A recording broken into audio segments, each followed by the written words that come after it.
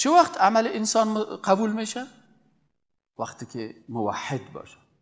اما برادر عزیز و محترم ما که قبلا فال میدید و روی تاله میدید و این گپا میدید، شاه میمان ما بود. در دفتر تا شام شام با شاه آمدیم خانه که تازه شیشتیم و ما هر کلمه گپ از او برای ما یک درس عقیده هست. باور کنید. گفت ما چی میکردیم؟ و این کتابای ما فالبینیا چی میکنن؟ و این جادوگرا چی میکنن؟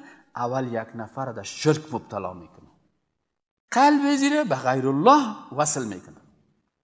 وقتی که مشرک شد باز برش نصیحت میکنن که نماز بخوان، ریش تبان، مویت خوب کل کو، در کلیت یک دانه چلتار بسته کو، خوب ذکر بکو، خوب تسبیح 1000 دانه‌ای بگی.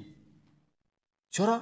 به خاطر که شیطان از موتو کده ای آیت قرآن خوب میفهمه که لئن اشرکت لیحبطن عملک.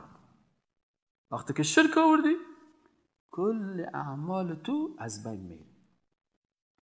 ولا یحبطن، ایره گفتم تا او افتهم که حبط فعل یحبطو فعل مضارع هست و ایره کسایی که گرامر یا زبان شناسی عربی رو خوانده ای باز میفهمن. در اونجا در نحو در اینجا باز استاد میگفت که لام لام توکید است.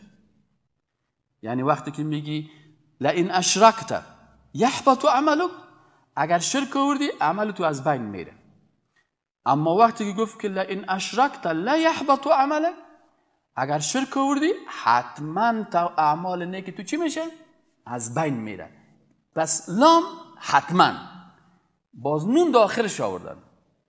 اینه باز میگن نون توکید ثقیله هست، یعنی که حتما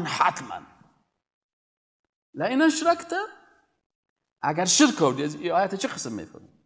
لئن اشرکت همین نحو صرف علما میخوانن، اهمیتش دمی قسمت است که در قرآن شناسی صرف و نحو بسیار آدم چی میکنن؟ کمک میکنن. لئن اشرکت، اگر شرک آوردی، لا حتما یحبط از بین میره، لا یحبطن لام یک دفعه حتما، نون دیگه دفعه حتما، باز دیگه نون، دو تا نون است، یک تا لام است. این کلش بر توکید است.